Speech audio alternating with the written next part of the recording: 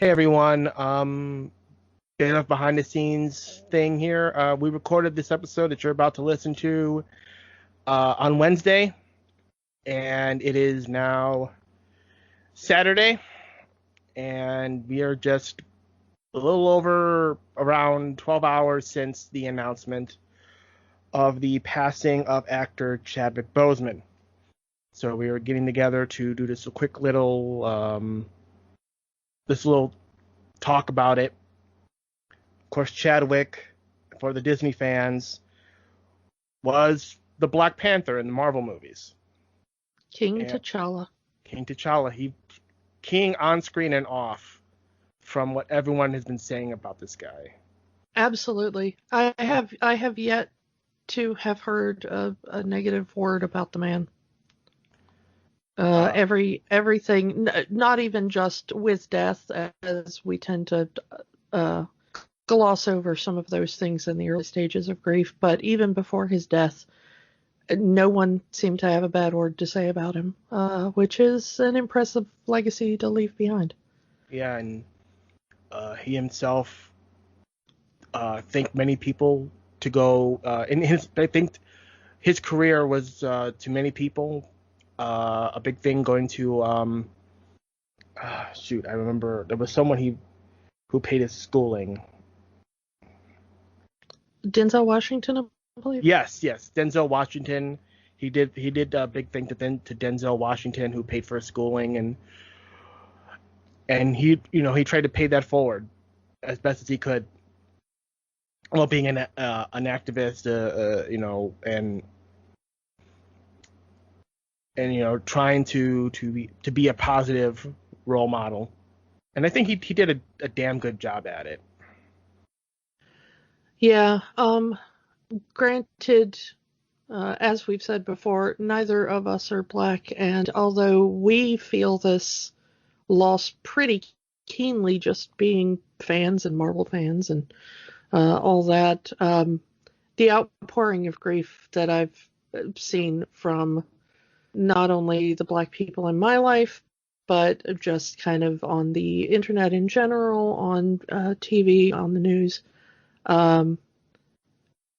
my heart goes out to everybody who really needed this as a personal form of representation. Yeah, I mean, that was a big thing. I mean, there's been artwork of kids looking up to the Black Panther as, that's them on screen. And to have that the kind of character, to show that, at least to this generation, that, a black person can play a superhero, and a very successful superhero, as Black Panther was one of the biggest Marvel movies to date. And I mean, Black Panther certainly broke so many records, but I know that given what Black Panther meant to people and meant to the black community, I know that that community in specific was looking forward to more of those. Who wouldn't? Yeah, I mean, they've been talk about it. Obviously, the next phase after the current films, yeah, and we'll have to see when we'll cross that bridge when we get to it. We'll find out then. But of course, back to the more important thing, it wasn't.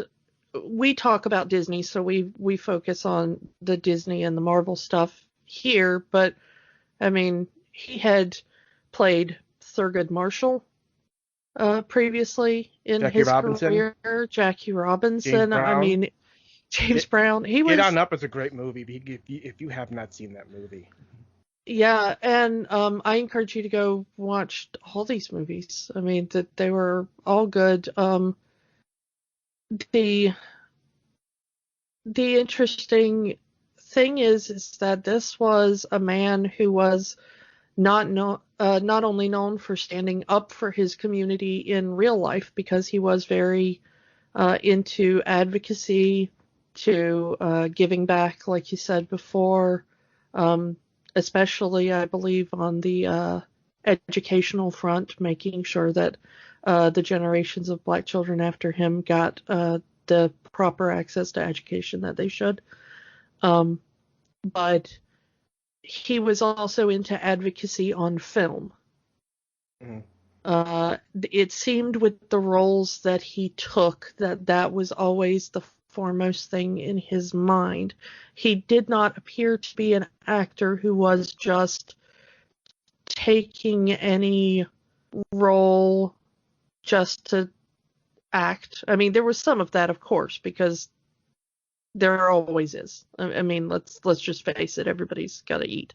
Mm-hmm. But it seemed that when he got a little bit of fame and a little bit more choice, he became incredibly selective in how he thought that a black man and the black community in general should be represented on screen. And I can respect that. If I of course can't and never would try to speak to the black experience, but I do know how much seeing a broader female representation on screen has meant to me, especially in the past few years, and wishing I had grown up with that. And I know that we've talked before with you and Latino representation, seeing that on screen and how that's impacted you. Mm. And I'm just thinking that there are generations now, not just this current one, but ones that haven't even been born yet, that thanks to Chadwick Boseman's work will not grow up missing that. Mm. They will always have a representation of Wakanda. They will always have these amazing portraits of Jackie Robinson, Thurgood Marshall, and so on. So I think that that's his true legacy going forward, and I can't imagine a better legacy to leave behind. Gone too soon. 43 is way too young to be going. Yeah, it's just a couple of years older than we are. So, yeah. I mean, he was a contemporary, if you want to call it that. Yeah. So, if you got a few extra bucks, maybe donate it to cancer research or a worthy charity serving the black community. Might be a good thing to do it in memory of him now. This one took all of us by surprise. That just came out, punched you right in the gut. I mean, it hit me like a ton of bricks when I saw that. And of course, like everybody else, immediately I was like, this can't be factual. Because I think the first thing I saw, it was somebody shared it on TMZ. And, sometimes they're not the most reliable. And I thought, that this can't possibly be right. And it says he has cancer. We would have known if he had cancer, and but it was unfortunately all too real, and such a loss. Cancer sucks. I think that's all anyone can really say about it. Yeah. So, but we will miss you, Chadwick. Thank you for everything you've done for us, and of course everything you did for the black community. We're not the right people to thank you for that, but you'll always be a king here. Yeah. I'm JP Tuesday. And I'm Kiki Canon. We've been Disney fans our entire lives, and now, as childless adults, we're undertaking a journey through the media that shaped our lives. Trying to find out if what made them special is still there. We are Rewatching the Magic. Hi, Kiki. Hi, Tuesday. Oh, what an episode we've got today. We're heading back to Lucasfilm. Yeah, Lucasfilm, and we haven't talked about Lucasfilm. Yeah, we haven't talked about Lucasfilm in since our Star Wars episode, I believe.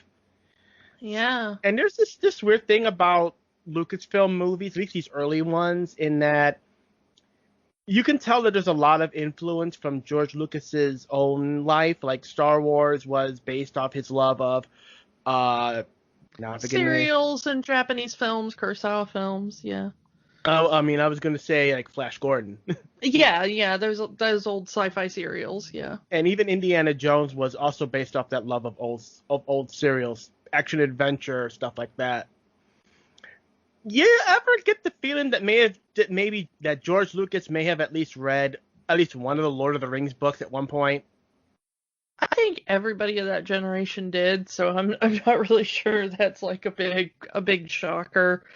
I mean, because that's what we're kind of doing. Lord of the Rings, the books have been around for years, like decades. 20 years at this point, maybe? Yeah. Yeah, by the time we get to the 80s, it's been around about 20 years. So, and we haven't yet gotten to the point of the Lord of the Rings movies. Game of Thrones was just a glimmer in George R.R. Martin's eye. That's what I was trying to say. George R.R. Tolkien. People are going to hurt me together. For that. People are going. I'm now on someone's list for that. He creates languages and can never finish a book. So I'm saying the epic medieval fantasy movie.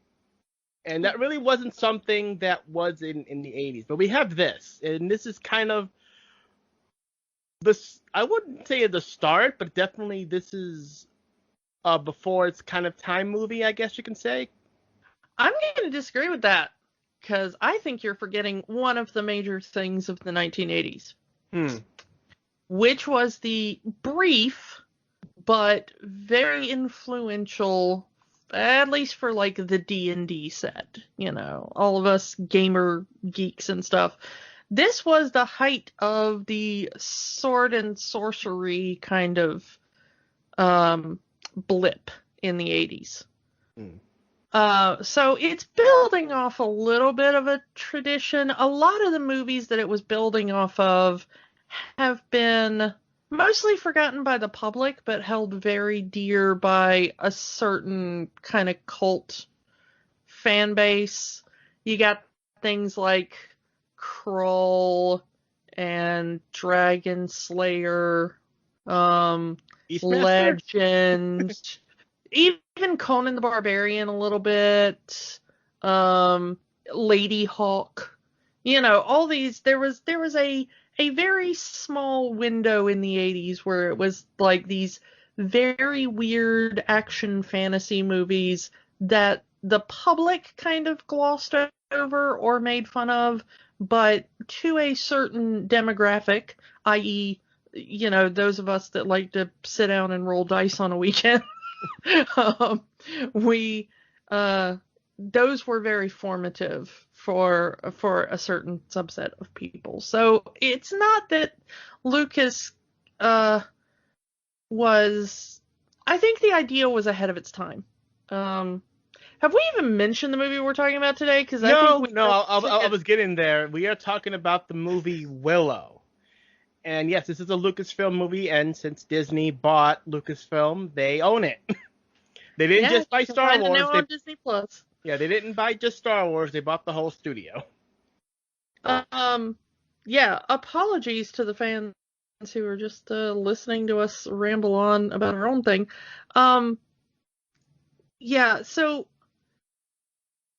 Willow it started out as an idea Lucas had in the early 70s when he was, kind of even before Star Wars was a thing.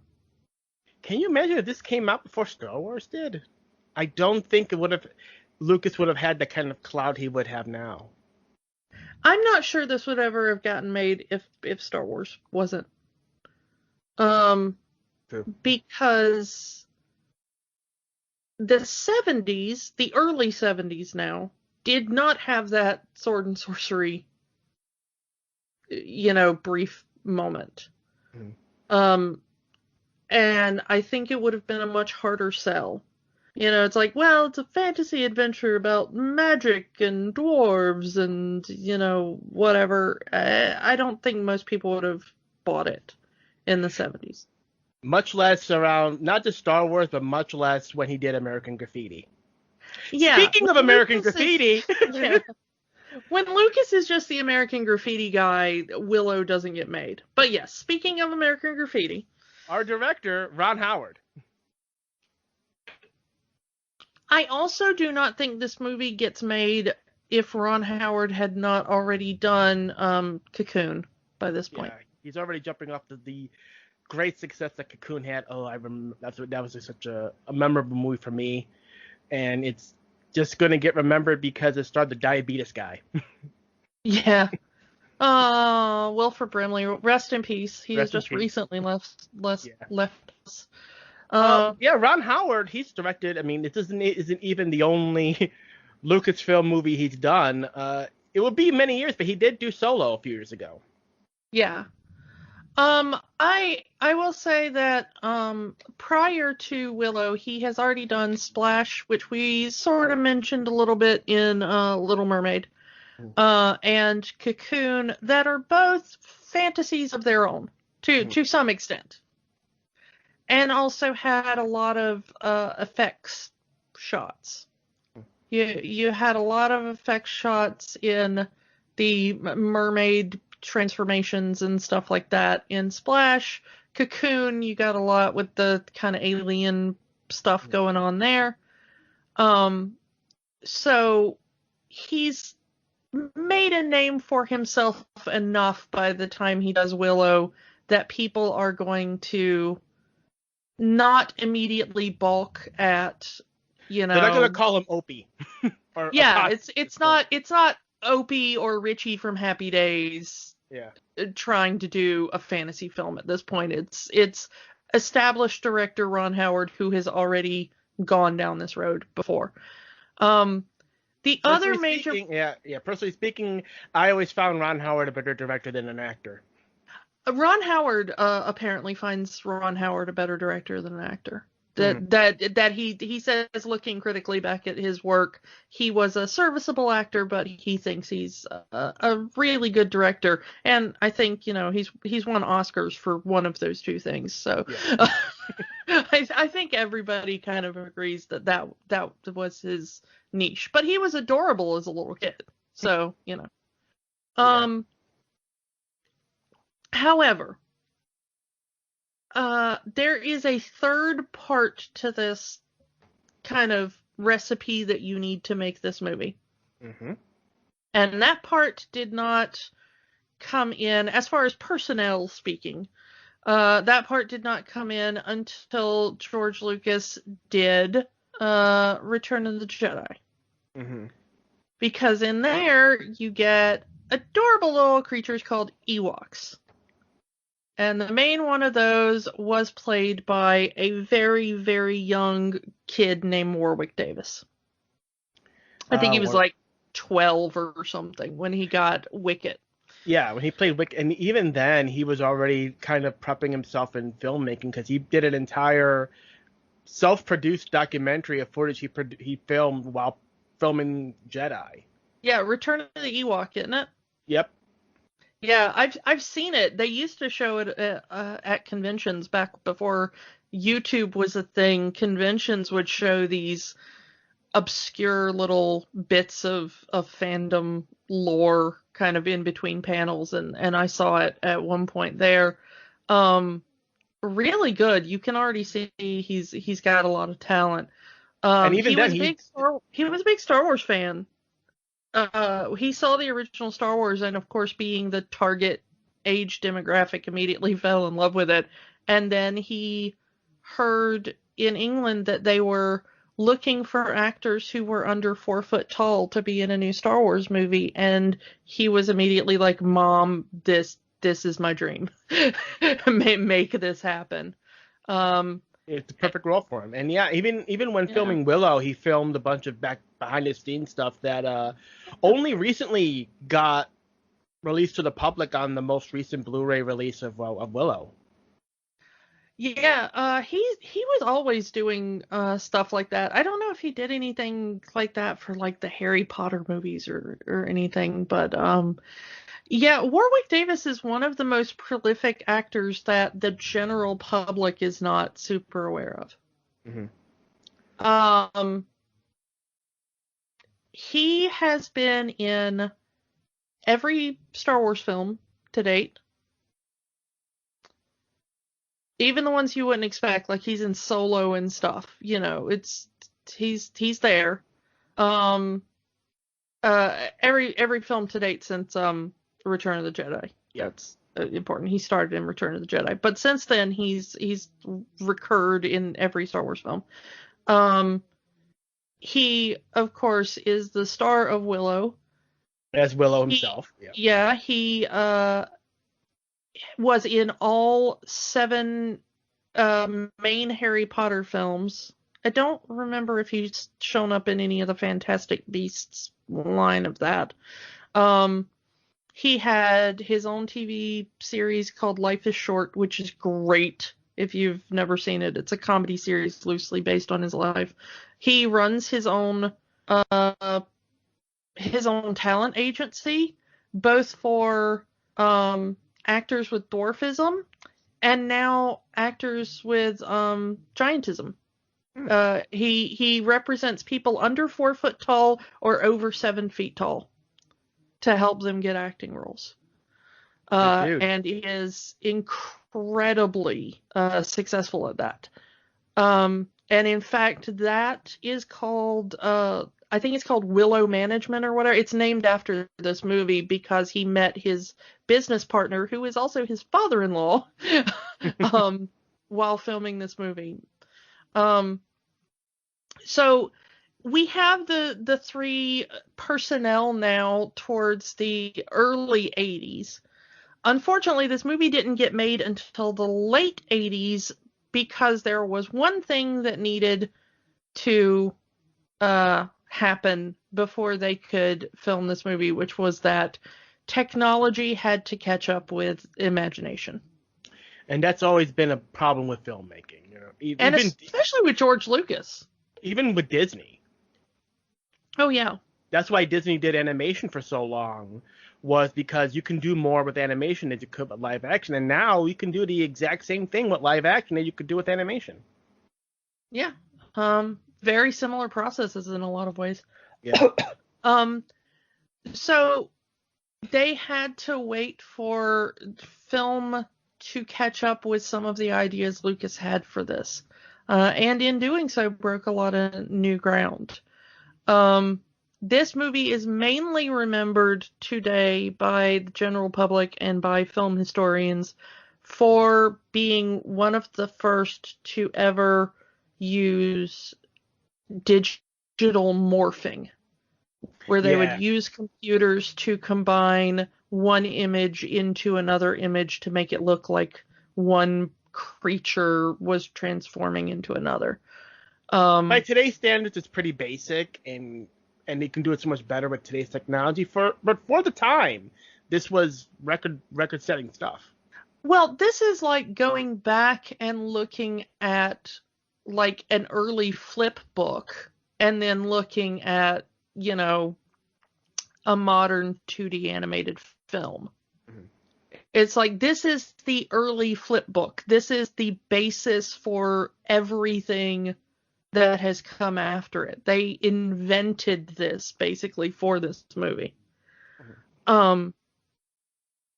So it was a monumental technological breakthrough to get that. And then Lucas would go on to use that in other things, in Indiana Jones films and stuff like that. But this was kind of where it started, and this was basically the earliest that computers were capable of processing that sort of information. So let's talk about the cast. We've talked a little bit about Warwick Davis already, so won't go back over that. His co-star in this is a very young and adorable Val Kilmer. Yes, playing Mad Mardigan, the the greatest swordsman that ever lived. Debatable. Yeah, debatable, but Val Kilmer, of course, famously Batman in Batman Forever, played Simon Templar in The Saint. He's also got some animation cred. He's Moses in Prince of Egypt. Of course, he played Jim Morrison in The Doors. That was kind of what boosted him into kind of major stardom. That was his real kind of shove in there. Prior to this, he was, the cute young guy. His biggest role, of course, being Top Gun before this, but he was the second banana to Tom Cruise. So that was his kind of, oh, hey, he's a cute guy, but this was really his first thing, I think, trying to, I guess you could say, lead a film. Yeah. It's kind of debatable whether or not Warwick Davis or Val Kilmer is supposed to be the kind of. Val Kilmer is credited above Warwick Davis in the credits, but Warwick Davis has more screen time. Yeah, well, Val Kilmer was the guy from Top Gun at this point. Yeah. He was just off that like a year or two before this came out. So yes, he would have been the household name as the hunky guy next to Tom Cruise, who's also playing volleyball.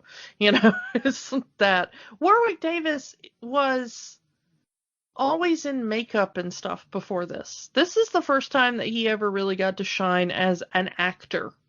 As himself, pretty much. Yeah. And then he would go on to play a leprechaun. Yeah. Hey, don't knock that role. That's a good role, and apparently he loved playing it. We also have, rounding out the cast, we have Joanne Whaley. She was rather new, I think, at the time. She's still only done a couple of movies before this. This was, I believe, her biggest screen role to date. She would go on to a few other things, but primarily is kind of remembered in film as that chick that married Val Kilmer after they met on the set of Willow. I'm sorry, I don't mean to demean her as an actress, but it really is. She did a lot of TV and stuff in the UK, but she's not super an international name, I would say. We've also got Jean Marsh playing our evil villain here, Evil Queen, Bev Morda, Evil Queen. She was mostly known for a English series in the 70s called Upstairs, Downstairs. But those who are our age may remember the movie she did right before Willow, which was Return to Oz. So, Dorothy Gale! Sorry. Yeah. She was also in Doctor Who as far back as William Hartnell. So, she's OG Doctor Who right there as a guest star. So then we've got Patricia Hayes, who plays the sorceress, the good sorceress, Razel. She is, you would mostly know her as being Urgel in Neverending Story. She was also in some Benny Hill and stuff. Much more known in England than she is in America, though. Excuse me. And then I wanted to make just a real quick thing about a kind of minor character in the film. who was kind of rather important in real life, though. Billy Barty. He plays the main sorcerer, the High Aldwin, in the Nelwyn village that initially gives Willow his quest. However, Billy Barty was really well known as a crusader, an advocate for people and especially actors with dwarfism. He was quite well known as an activist. He would go on TV. He would talk about the language we use regarding dwarfism, how people are treated. He started a non-profit called the Little People of America, which was a major step forward. And he kind of famously had beef with another famous actor who also had dwarfism, Hervé Villechaize, who was Tattoo on Fantasy Island. De plane, boss, de plane. Yeah. That guy. Because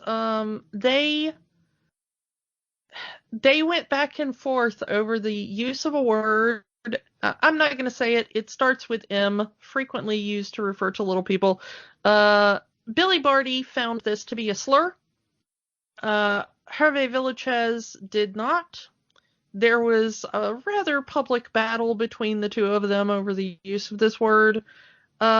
History has kind of sided with Billy Barty, however, on this, which is why I would even refuse to say the word on our show. Yeah. So I find that very interesting, and as far as I can tell, did a lot for his community. So good to see him in this one though, and he's really fun in this. I love the bits where he's on screen. I wish he'd have gotten more screen time. Also in this movie is Kevin Pollak. You know who Kevin Pollak is. He's that guy. He's in all the things. Has a kind of a small-ish role in Even this. Some of the little people actors that you might recognize from other movies, especially I know one of them was in Bad Santa. Yeah. I think this movie was the biggest hiring of little people since Wizard of Oz. Yeah. I think. The fact that, even this is something that even Lord of the Rings didn't do, is they actually hired, instead of, hired average height actors to play hobbits, yeah. Yeah, and instead of, if George Lucas had directed Lord of the Rings, we could have had Warwick Davis as Frodo. That would have been awesome. I would have watched Warwick Davis as Frodo all day long. I would. On Sundays. I'm gonna be honest, I would. Yeah. One of the cool little, nerdy Hollywood things about this movie, and I know this is so nerdy film, so I apologize for derailing for a second, but I counted no less than 3 Wilhelm screams. Oh, the Wilhelm scream. Film. George Lucas loves him some Wilhelm screams. Well, it's not actually George Lucas. It's actually a guy named Ben Burt who worked at Lucasfilm, did a lot of sounds for Star Wars and a lot of other movies. He's a sound designer of quite some note in Hollywood. And I don't know if he found the thing sitting in some, a sound bank somewhere, or not, but he certainly was the one that popularized it. There's this weird scream that a guy made for an old Hollywood film, and maybe you can put it in here? Yeah, so that very weird particular scream is like an Easter egg for movie nerds. It is in so many things. It's in the Star Wars movies. It's in the early Tim Burton Batman movies. It's in everything. I've heard it on Toy Story. It's in Toy Story. I've heard it on American Dad. It showed up in S.H.I.E.L.D. in the last season. Yeah, so it's everywhere. Now that you know about it, you can kind of listen out for it during action scenes. It'll usually be played as somebody gets punched and thrown, or an explosion goes off and a guy goes flying through the air. But it is a very particular sound, and once you hear it, you can never unhear it in any movie ever. And it is used at least 3 times in this movie, and I kind of love it. So I don't know, just one of those little nerdy things that I love. Anyway, moving on. So let's get into the actual plot here. It's your mostly typical fantasy trope. There's a prophecy. Yeah.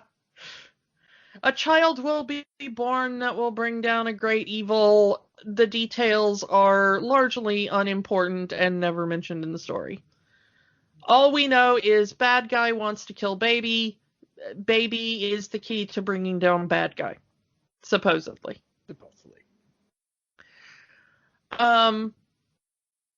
So, yeah, I kind of find this interesting, though, the Queen's plan at the beginning, because it's not a bad plan, necessarily, as far as logistics go. Kidnap all the pregnant women, yeah. Yeah, she hears that a baby is going to be born that will be her downfall, so she rounds up all the pregnant women she can find and puts them in prison. And the thing is it does work. The child is born in prison. Unfortunately, the midwife agrees to smuggle it out when they realize that this is the child. It has a special birthmark that gives it away. Yeah. Because fantasy. Because fantasy. So the midwife that helps birth the child smuggles it out. I don't know how the villains are stupid enough to let this happen, but they are, because the midwife just puts the baby in a basket and walks out of a guarded jail with it as people stand around and watch her. Like, there's like 7 guards, and they just kind of like, oh yeah, midwife leaving with a basket. The basket is crying. I see no problem with that. Yeah.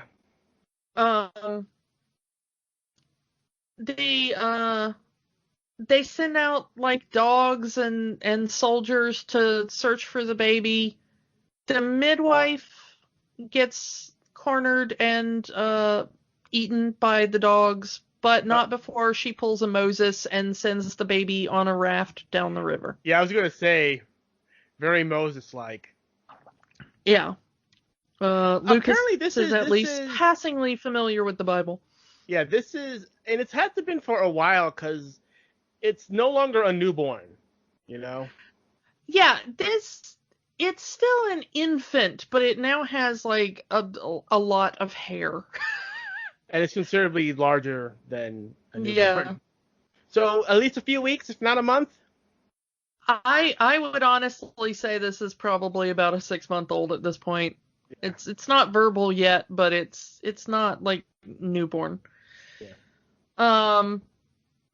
So yeah, it does seem like the midwife travels a very long way, because we see her passing through like snow and desert and grassland, and it's like all these different biomes there.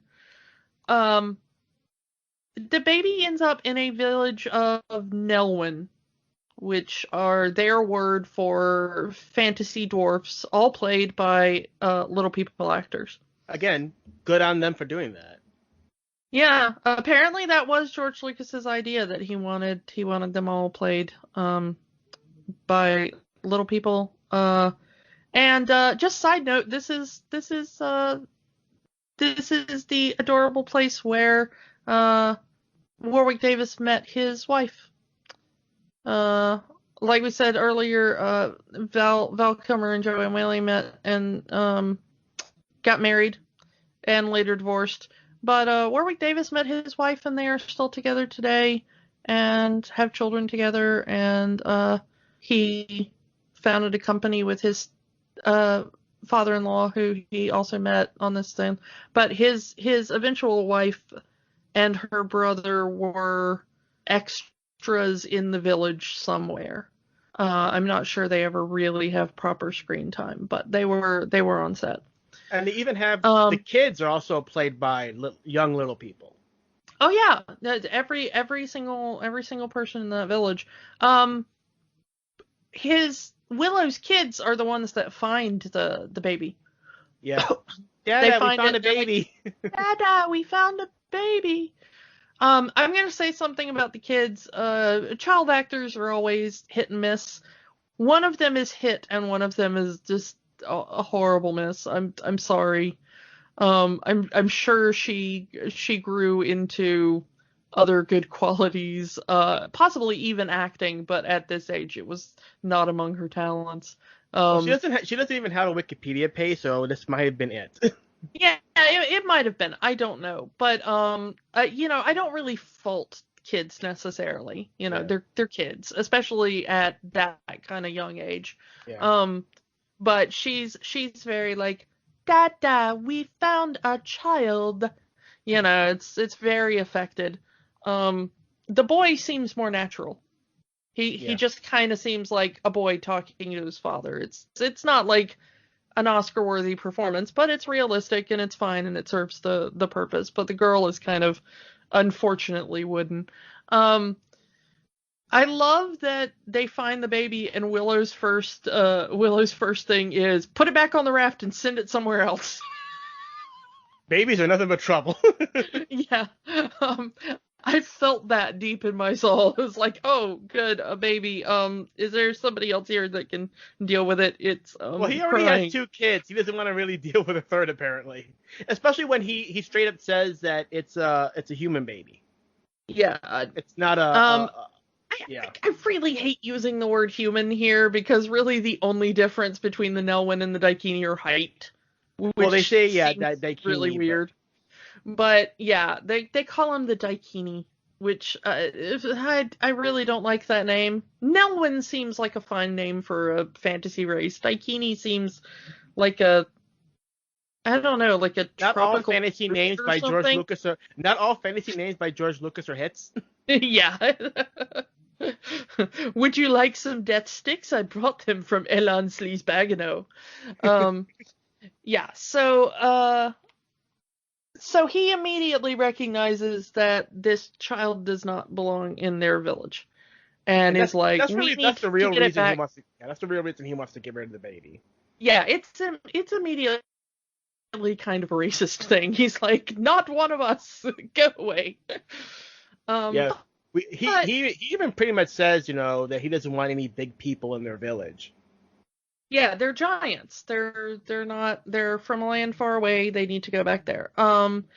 This does seem to be an incredibly isolated society. At one point, the sorcerer tells them, like, the outside world is no place for Nelwyns. Come back as soon as you drop the child off. They seem to be incredibly isolated from the outside world. It is in a way justified in how everyone else in the movie kind of treats Willow originally. Yeah, once you get outside their village and everybody's like, you little peck, which is their like slur, I guess, for Nelwyn. Yeah. Everybody calls him that all the time. I don't think anybody calls him a Nelwyn after he leaves his village. I think he's just always a peck, which is like super duper racist, so I can kind of see why you would stay home in your village and not be subjected to this kind of nonsense. Yeah. But yeah, I love that the tipping point is Willow's wife. She's like, Willow, it is a baby. It doesn't matter whether it's our baby or, the baby of a neighboring civilization. It's still a baby. It's an infant. How dare you? And I love Willow just saying, you are forbidden from falling in love with that baby. Do not fall in love with this baby. And then immediately everybody in the family's like, baby! But very quickly Willow too it falls under the spell of the baby. I don't get it, but you do you, Willow. Well, again, he does have 2 kids, so it's the fatherly instinct in him. Why, yeah. The We see that Willow wants to become a sorcerer. Yeah, he does some parlor tricks, some generic magician tricks for the village at their festival, but he wants to do more than just parlor tricks. Yeah, and they very are like stage magician tricks. This is not any sort of like actual fantasy magic. The But the old one, do they call it? Yeah, the old one is going to pick a new apprentice. Mm-hmm. And Willow really wants to be the apprentice, so he goes into the main village the next day and unfortunately fails the test along with everybody else who tried. But as he's doing that, the village is attacked by the evil empire, the Nakmar. The dogs that we saw earlier in the film. Yeah. So the dogs come in, they kind of rip the place apart, and the entire village, after managing to kill the dog, is like, what do they want? Let's just give it to them so they will leave us alone so we can go back to, doing whatever we want, in peace. And Willow reveals that he has the Daikini baby. And the old one is like, no, this isn't just a normal baby. We can't, we got to do something about it. This is some kind of special magical child, and Willow needs to be the one to take it. I like how he kind of does his own little parlor trick with the bones. Like, the bones are going to tell the future. Like, the bones aren't telling me anything. What do you want to do? Yeah, and I like that his decision on whether or not Willow should be the one to take the child is, do you love this child? Because he knows then that Willow will protect it and make sure it gets safely to someone who will take care of it. Yeah. But still, the quest of the original kind of little party of Nelwyn that sets out, which is a couple of warriors, Willow's best friend, and for some reason the mayor of the town, who is a jerk. Yeah, he hates Willow because he apparently, as the mayor or the ruler of the village, he is the person that sells all of the goods, and Willow has not been buying his goods from him. Yeah, he's been foraging for seed for his farm and stuff like that. Capitalism. So, yeah, I don't really know why the old one sends this guy along, except maybe to humiliate him a little bit. Well, again, he is the village elder, so he's probably seen this guy since he was a kid, knows that he's a jerk, saying, you know what, time to humiliate this kid. Also, maybe if I send him on this dangerous quest, somebody will kill him and rid the village of his nonsense. Yeah. Because he even says that. He even says, like, the bones are telling me these need a leader. You will be the leader, even though he just said the bones aren't telling me anything. Yeah, the bones have no magic. The quest they're given, though, is kind of weird, given that he wanted to know if Willow loved the child, because they're told to just go to a crossroads that is frequented by Daikini and just give the child to the first person that passes by. Like, here's a baby, take care of it, bye. And they do that, and the only person there is Val Kilmer. We kind of do skip over a part here, because the elder Billy Barty character kind of takes Willow to the side before they go off and saying, you second-guessed yourself back there. What did you really want to do? Yeah, what did you really want? And Willow says his original answer said, well, that was the right answer. Why did you lack confidence in yourself? As almost like he sees something in Willow that Willow doesn't see into himself. Which is odd, because other than the kind of stage magic, we don't see Willow perform any actual magic at this point. So we don't really know what the sorcerer sees in him, or why Willow wants to be a sorcerer. We've not seen him have any potential for actual magic. Yeah, not. This is all stuff humans can do in the real world. You know, like, oh, look, I put something through my arm, but no, my arm is perfectly fine. Oh, I disappeared a thing, you know, but now it's back. It's that kind of stuff. But yeah, he also gives him 3 acorns that he says will turn anything to stone if you throw it at him. Which is really weird, is that if it turns something to stone, why doesn't it turn the person, or does it have to be thrown through wind or thrown through the air? It's never really explained either. Yeah, most of the things in this movie are not explained. George Lucas was never good on details. Well, not plot details. I'm sure every person in that Nelwyn village has an extensive backstory that nobody ever heard. Because that's how George Lucas operates. But when it's like, hey George, you know this thing that's essential to the plot? Yeah, it's just a MacGuffin. Don't worry about it. That's not important. Now let me tell you about the butcher in town. He is having an affair with the wife of the blacksmith. You know, it's like, who cares, George? So in their adventure, so they leave the village and they meet Val Kilmer, who's in a cage. Yeah, he has been sentenced.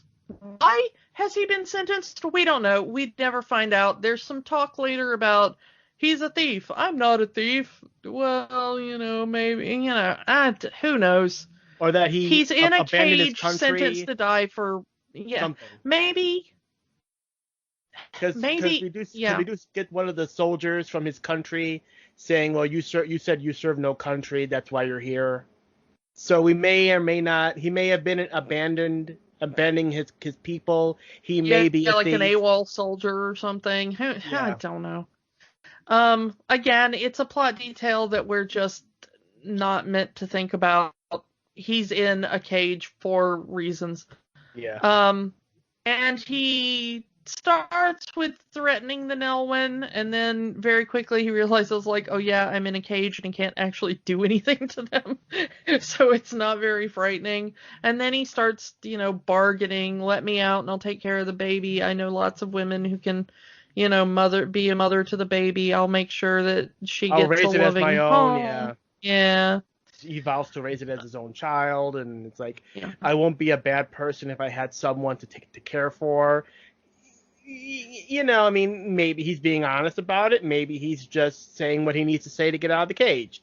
Could be both. Yeah. As they're arguing, apparently over the course of a couple of days, an army comes through of good guys off to fight the evil sorceress queen army. Yeah, the evil queen's army. Well, she's also a sorceress. She's got magic. She's Maleficent or whatever, except not as interesting. If Maleficent was a dowdy bored nun, there's your evil queen for this movie. Which makes me wonder about the evil queen is that she has the daughter. She's not at all concerned at all at that early part of the movie that maybe her daughter could be the downfall of her. No, just the baby. Well, her daughter, I mean, spoiler alert, but her daughter does end up being more the downfall than the baby. The baby does nothing in this film. Because it's a baby. There is no reason for this baby to really exist except as plot MacGuffin. You know, it's like... But the interesting thing about the evil queen in this is that how evil is she? Especially at the beginning of the movie, the only evil thing we know is that she's rounded up pregnant women and she intends to do a spell on the baby to take away its power. So she can continue to rule. I mean, it's pretty evil. You know, we can call that evil. Yeah, I mean, she clearly wants to rule for eternity. So essentially making sure that no one can ever, you know, stop that. But until the very end of the movie, we don't really get a good and concrete reason for why everybody's fighting this chick. She's evil because the plot said so. Yeah, she's evil because the plot has told us she's evil, but they don't actually show us she's evil until very late in the movie. Well, she does have the baby's mother killed. Yeah, like I said, she does a couple of minor evil things, but like, what's that Eddie Izzard joke about? You do evil things in your own country, and we just kind of like shrug and go like, "Oh, it sucks for people in those countries," but it's when you step outside of your borders that we start considering you a problem. That's kind of how I feel about this queen. Is like, why does everyone else in the world care about whether or not she gets brought down? Because it seems like as long as you don't go into that castle, it's not that big of a deal. But then, like, as the movie progresses, we start to hear, like, throwaway lines like, oh, they sent down an army to some village or whatever. But it's not really set up so much that, like, why this chick is a threat to all the land. So I don't know. Again, this movie is not great on details. Yeah. The army comes in and, like I said, they meet up with the army, and Willow just say, "Here, take the baby." He's like, "Yeah, we're going to war, kid. We can't take a baby with us into war." And then we get the conversation that maybe Val Kilmer deserted his country, and they're just gonna, even though he is a great warrior, they're gonna leave him in his cage because he abandoned his country. Yeah, Eric. Yes, Sir Eric, or maybe a sir, maybe a knight. General Eric, or who knows? He's a general. He's a warrior of some sort. He's a warrior. He's essentially the leader of this army. But yeah, after they leave, Willow just kind of figures like, okay, nobody else is going to help me. Might as well trust Val Kilmer. Yeah. They finally let him go, and he takes the baby and heads his way towards the Daikini villages or whatever, and Willow and the one friend that is still with him, Migosh, I think is the name. Yeah, his best friend. They turn around and head home back to the Nolan village. And as they're a little bit away, they see the baby flying through the air being stolen by brownies. Yeah. I stole the baby! I stole the baby! Yeah, so these little annoying fairy gnome Your things. comic relief for this movie, folks. Can we put giant, weighty quotation marks around that? Because the brownies are collectively my least favorite thing in this entire movie. Again, George Lucas and comedy characters. Yeah, we're about 20 years away from Jar Jar Binks at this point. But you know who they reminded me of more? Watto. Yeah, that same vocal style, yeah. But also that kind of mercurial, I want to get drunk, I'm kind of a scoundrel kind of thing. Like, Jar Jar was good-natured. Mm-hmm. He wasn't terribly smart or coordinated, but he was good-natured. He was a good guy. These are like, you don't want to fall asleep near them because they might kick you in the head just for fun, Yeah, they go all Gulliver's Travels on poor Willow and Migosh. Yeah, Willow and Migosh get tied up all Gulliver's Travels style. You are correct. But the fairy queen shows up and says, "No, let them go. They are special." And the brownies are like, "Aww," but they do it. Fairies and brownies. That's I guess the only difference between fairies and brownies in this movie, according to this movie, is that some are flying and magic, and the brownies need are not flying or magic, but they're all tiny people. Well, they do have some magic. They have like the love powder and stuff. But they say so they that's got like a. They say that's the Yeah, fairy they spell, though. they stole it from the fairies. Yeah. Yeah. Yeah. This one chick is the only fairy we see. Well, there's the little fairy that kisses Willow. Yeah, but like this is the only scene we really see fairies in. Yeah. It's like they show up for this one plot point and then they are gone forever. One thing I did notice is all the brownies seem to be male and all the fairies seem to be female. So at least it's a nice little nod in at least as far as this world is concerned. Yeah, the brownies are also for those of you who read Discworld, they're like the Nakmak if they weren't interesting or witty. It's just they're just angry and annoying. But the Fairy Queen shows up and she's like, "Oh, Willow, the child's name is Alora Dannon." Yeah. How does she know that? Well, because the baby told her name. How does the baby know her name is Alora Dannon? I don't know. Yeah, it doesn't seem like the mother was capable of giving her a name before the baby was, because she literally gives birth to the baby and they're like, it has the birthmark, go get the guard so we can kill her. And she's like, run away! Like, she doesn't even have time to name this kid. Unless the baby named herself. Yeah, it might be one of those, like, this is your true magic name. Who knows? Anyway, again, not explained. You're just meant to go with it. She is gonna be the future queen of some place called Tir Asleen. What is Tir Asleen? Why do we care? How do we know that she's the empress? Because her mother didn't really seem like anything other than a peasant in a jail. Again, don't ask. It's kind of a King Arthur story, but it's with a birthmark. Yeah, but King Arthur was of royal blood. He'd just been hidden away. Like, that's the story of King Arthur. Like, he's of royal blood. We don't want him to get assassinated, so we sent him off to live with some farmer. But, I mean, maybe that's kind of an idea here, but it's not particularly... She was born with the birthmark, therefore she is destined to be the queen. Yeah, and we're all just going to go with that, because that seems like a way to run a society. Again, Lucas doing the story and all that. Anyway, so the queen tells her that they have to find the good sorceress Rizel, and so she can defeat the evil queen.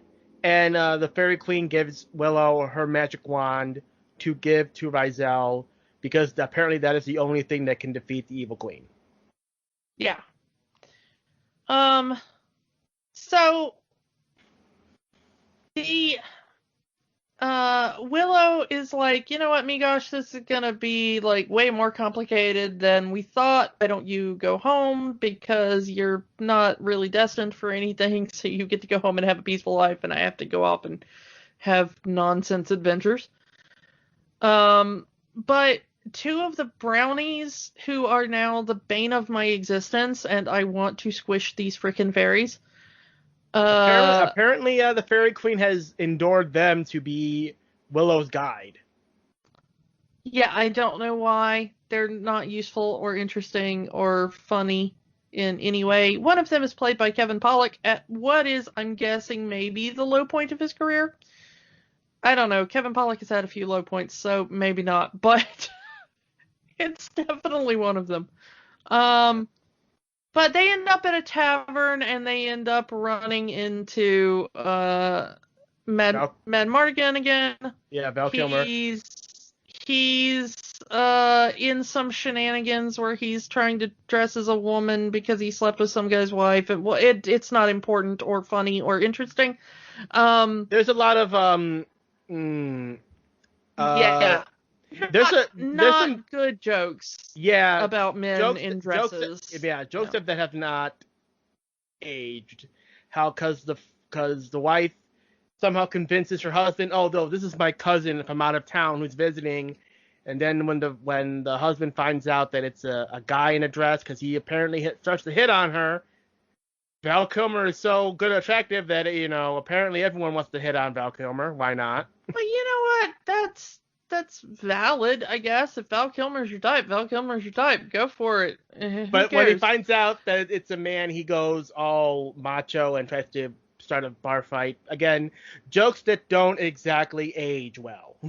And really, the only reason this scene is here is to provide an escape route when the bad guys, led by the Queen's daughter Sorsha, show up to take the baby, and Val Kilmer reveals himself to be a man, knowing that this big brute is going to start throwing fists, and they're able to escape. That's really the only point of this scene. Also, the scene is just to establish the love potion. Yeah, they Because also established that the brownies have a love potion, and one of them falls in love with a cat. It is exactly as funny as that description made it sound. Yeah. But we get a nice chase sequence here, and this sequence is actually really well done. I really love the wagon chase as Val Kilmer and Willow, and unfortunately the brownies and the baby are on a cart trying to run away from bad guys. Bad guys are chasing them on horses. There is some sword fighting and some jumping from horse to cart and cart to horse, and oh no, we're all gonna die. It's a really good and effective chase scene. And they're saying, you think, all Val Kilmer would save the day, but no, the day is saved by the brownies cutting the beer barrels off the truck. Yeah. Okay. Sure. Fine. Whatever. Still don't like them. Yeah. Stomp on them. Be done with it. Put me out of my misery. They make their way to this Razel sorcerer character, but unfortunately, she's a possum. Yes, apparently she's been cursed by the evil queen, so to not have any power to destroy her or something. So while she's a possum, she has no power. She's been transformed. Yeah, she can't do magic while she's possum. And for the Americans in the audience, we're talking about the adorable Australian version of a possum. The thing that is cute and you're like, oh, not the kind of nightmare creature that roams American. However, I like possums. This is not the kind of possum that's going to go into Max Goof's pants and make him dance. Yeah. I actually like American possums. They're everywhere where I live, and they keep the ticks away. They're really good pest control. My dog tried to get into a fight with one recently, and I had to pull him away and save the possum. That was the last time we saw a possum in our yard, but hopefully they're still hanging around eating ticks, because that is what they are good for. I like possums. Anyway, but this is one of the adorable little Australian ones. The only thing Australia gets that's more adorable than its companion animal in America. For some reason, we got the hell beast and they got the adorable cute thing. But yeah, she's a possum, but they bring her with, and then they're captured by soldiers. Yeah, they got Meg Marg. Though they make it's a blink and you'll miss it moment, but they make it. There's a line there that Willow thinks that Med Mardigan has turned on them by leading the soldiers to him, but then you get this dubbed in line from the soldier that says, "Told you we find them without you." Yeah. There's a lot of kind of major plot points that get hand waved away by really easy to miss lines in this movie. Yeah, so you think that Meg Mardigan turned, but yeah, I'm blinking you miss it. They say that they found him without him. So to not make this character, this rogue scoundrel character, into a bad guy traitor, because we're supposed to like him in this movie. Yeah. As they're imprisoned, Willow tries to use the wand to turn Roselle back into a human, ends up turning her into a raven or crow or whatever. Yeah. This is the first time we see part of the kind of morphing effect. Yeah. And it's pretty well done. Yeah. as she turns from a possum into a bird. And this will kind of quite a bit of it is done with some practical effects. Yeah. It's a mix in this first one. Eventually it will be entirely digital, but I like the way they introduce the technology via a mix of practical and computer effects that slowly gets more and more computer dependent until it is completely computer heavy at the end. There are a lot of special effects tricks in this. There's a lot of stop motion, a lot of practical effects, a lot of computer effects, a lot of green screen. Yeah. Especially with and the I'm brownies. I'm gonna say that the green screen work is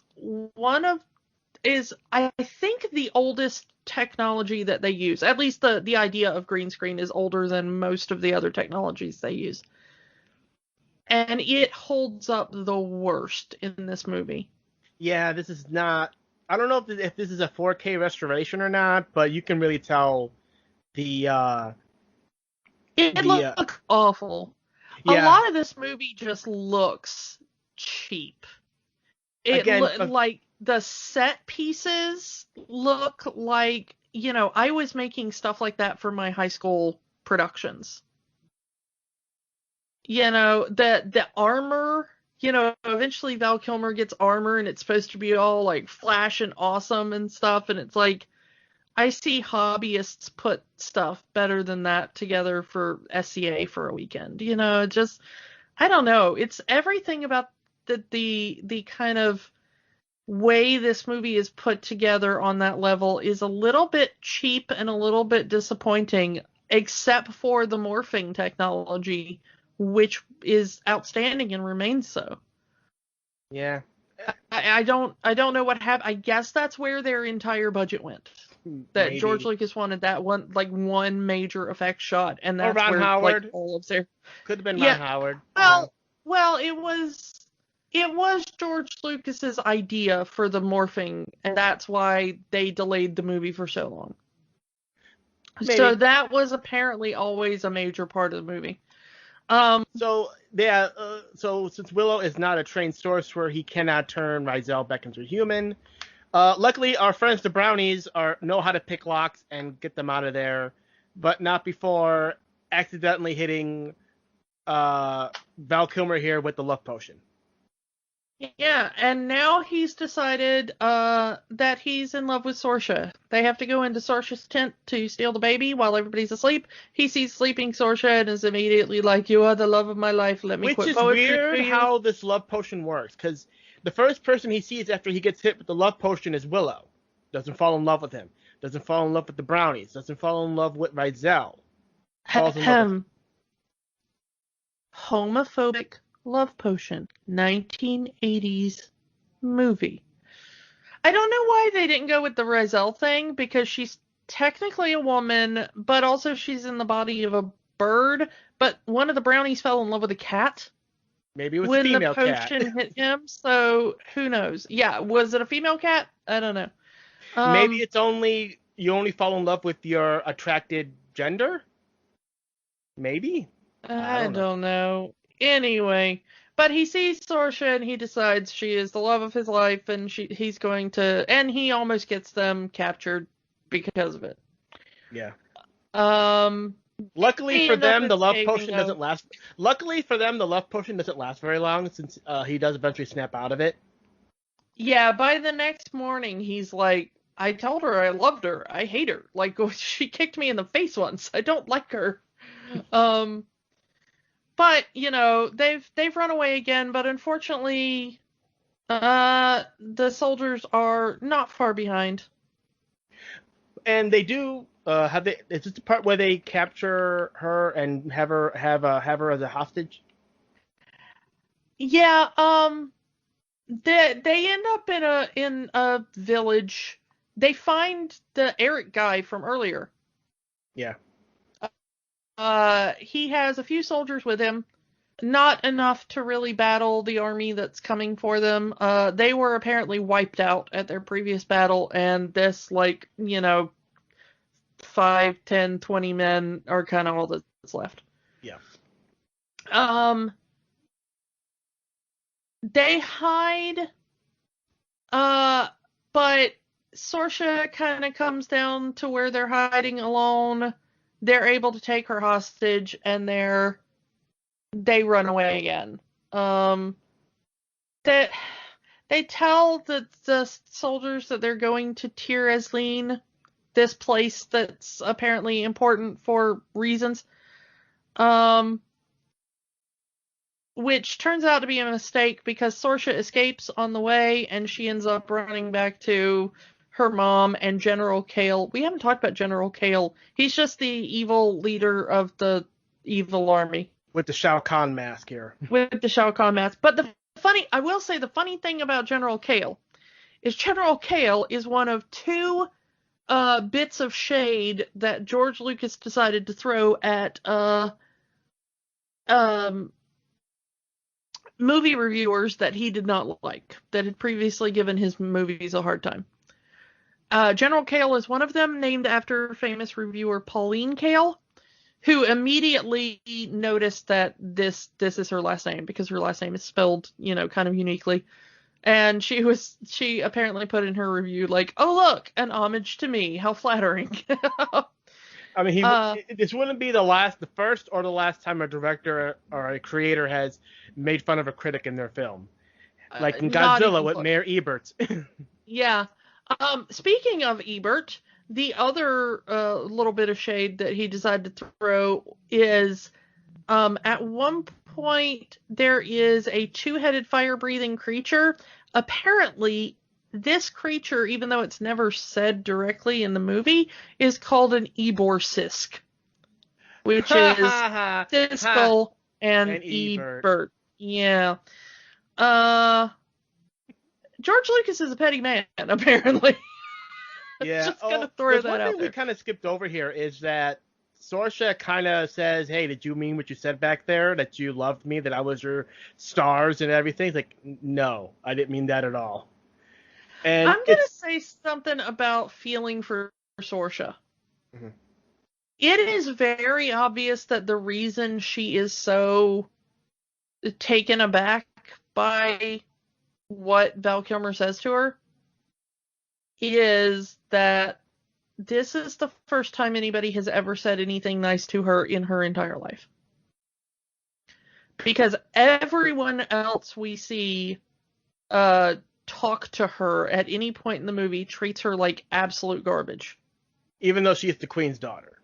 Even the queen. The queen treats her like garbage and obviously has no love for her. The general treats her like garbage and really only defers to her because, well, it's the queen's daughter, but whatever.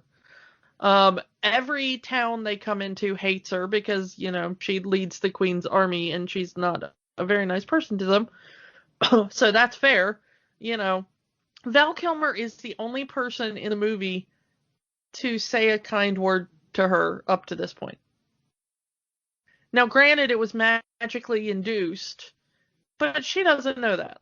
Yeah. So I'm just going to say that maybe when you're like a horribly abused person that's never had a kind word, you might latch on to the first nice, pretty Val Kilmer-y looking man that says, I'm just going to theorize that's the thing that might happen to some people. Yeah, I mean, yes. A person saying nice things to you when you've been abused your whole life is fine, but it doesn't hurt that the guy looks like Val Kilmer. Well, yeah. I mean, that too. Let's not underestimate how much looking like Val Kilmer gets. Young Val Kilmer is an attractive looking dude. But yeah, so Sorsha has escaped. She tells everybody where they're going. Meanwhile, our group of intrepid heroes have arrived at the fabled Tir Asleen, where there is supposed to be an army. They've been told by someone that there's an army waiting there. They show up and everybody is encased in crystal. Apparently the evil queen did this at some point. And now there are trolls everywhere. So yeah, the now frozen kingdom has been taken over by trolls. Yeah. And we learned earlier that apparently Willow doesn't like trolls. Well, honestly, what's to like about them in the way they're portrayed here? They don't seem sentient in any way. They just seem to be like kind of pest animals that are also predators and want to eat you. And I get it, because they don't really show any sort of conscience or anything. They seem like really the most basic animalistic intelligence. So, the thing is that they've got trolls inside the walls and evil army outside the walls, and the only fighters we have are Willow and Val Kilmer. Oh boy. Yeah, and this is where Val Kilmer finds the armor. Yeah, the kind of really cheap fantasy armor that is probably made of plastic. And they make it this big thing that he finds this armor that's supposed to mean something. Yeah, there's like a light and like a little choral, like, oh, so I don't know. Anyway. Feels like something was missing here. This turns into fantasy Home Alone real quick. They start setting up traps for the army and, catapults that will trigger on their own and crossbows that are rigged to go off if you open a door, all that kind of fun stuff. And, and during this, as the trolls are attacking Willow, he uses magic and turns one of the trolls into a two-headed dragon. The Eborsisk, as it's called. Yeah. This, however, turns out to be an accidental good thing, because the two-headed dragon just starts attacking anything in its path, the majority of which are now evil henchmen and or trolls. Because the only two good guys in here are Willow, Val Kilmer, and the baby. Yeah, and Willow tries to use the stone acorns, and great payoff for that. He drops it. Yeah, he turns the wooden bridge into stone, and then it crumbles away, putting him in more danger. Yeah, great payoff for that one, George. But he escapes somehow. This is actually a part of the movie that I was like, maybe it's a blink and you miss it, and I just blunk, but he's hanging from a troll, which is hanging from the bridge. And then the next thing we see is the dragon thing eats the troll, but Willow has somehow escaped and is on one of the bridge supports, like, ooh, you got eaten by a dragon. Sucks to be you, dude. It would have been fun, or at least been better, if we actually saw Willow throw the acorn at the two-headed dragon, turning it into stone. At least that would have been something. The troll was the closer, more immediate threat to him and the baby at the time he threw the acorn. So tactically, I can understand it as a move. But I just wanted a better payoff for the acorns. They kind of built this up the whole movie, and there really isn't a good payoff for them, even later in the movie. Yeah, the acorns are a complete dud. I don't know why they're in the movie. They're pointless, as is so much in this movie, unfortunately. Val Kilmer ends up saving Willow. The dragon, just one of the heads ends up exploding. I don't know why. Again, maybe it's a blink and you'll miss it and I blunk, but I don't know why the dragon head explodes. And all this time, you're seeing Saoirse looking at Val Kilmer and Meg Mardigan fighting the dragon, fighting the knights, and she's kind of mesmerized by his bravery, by his sword skills, by how he's fighting. By the fact that he looks like Val Kilmer. Yeah. I mean, let's be honest about it. You see, 1980s Val Kilmer. It's Val Kilmer. Let's be honest. Yeah. Even in that awful hairstyle, it's still 1980s Val Kilmer. That bad wig? Yeah, just so horrible. My house was trying to decide if the hair was meant to be some sort of mix of Orthodox Jew and some form of Native American, because there's like a sort of native braid down one side and there's like a curl down the other side. It's really bad. It is really bad. Anyway, And she apparently just decides right then and there she's going to change sides. Yeah, she's just decided, like, my mother is kind of awful. Maybe I should go with the hot guy. Which is a mistake many a woman has made, I think. It's not the worst thing a woman has done. Yeah, but, Not the smartest. maybe change sides because your, morals tell you to and not because the hot guy does. Anyway. Maybe change sides because you don't like the fact that your mother wants to kill a child. Yeah. I want to go back to the two-headed dragon exploding because only one head explodes and then the other head just kind of lays there, and I kind of wanted it to be like, I'm not dead yet. I've still got another head. I can still breathe fire, but apparently that's just the end of the dragon. Yeah. I guess the brain was in the head that exploded. This is not like a King Ghidorah thing where if one head dies, the other two can still function. It's just one brain split between two heads. Once one dies, they're both dead, apparently. Who knows? Again, like so much in this movie, none of this is explained. This is supposed to be a riff on Siskel and Ebert. Maybe that's Lucas saying if one goes, the other one is useless, which... Considering did not end up happen. Yeah, Gene Siskel did die, about a decade after this movie. Yeah, and Ebert kept going for a couple of decades more. Anyway, so everything looks lost until Eric arrives with his army. I don't know where he got the army. He said they were wiped out, but he shows up with an army. Maybe he went back. Fine. Maybe he went back to their village and got more. Who knows? But and the baby's been kidnapped again. Yeah, in the ensuing chaos of more good guys arriving, the General Kale kidnaps the baby and makes it all the way back to evil castle of the evil queen. He tells her that her daughter has betrayed her, and she's like, my own daughter that I loved and cared for? Yeah, I don't really care. Whatever. I'll just kill her the next time I see her. Give me the baby. Apparently, I don't know why they can't just kill the baby. Yeah, that's the thing. It's just she makes it that the baby must be alive for some special ritual that she has to do. And apparently the ritual is going to banish the baby's soul to a realm that it can never return from. So I don't know if, does this world have, reincarnation? If she kills the baby, will it just be born in a new baby and come back to kill her again? I don't know. Maybe that's what the birthmark means, that it's the reincarnation of the one true ruler. Would have been nice to have this explained in the movie.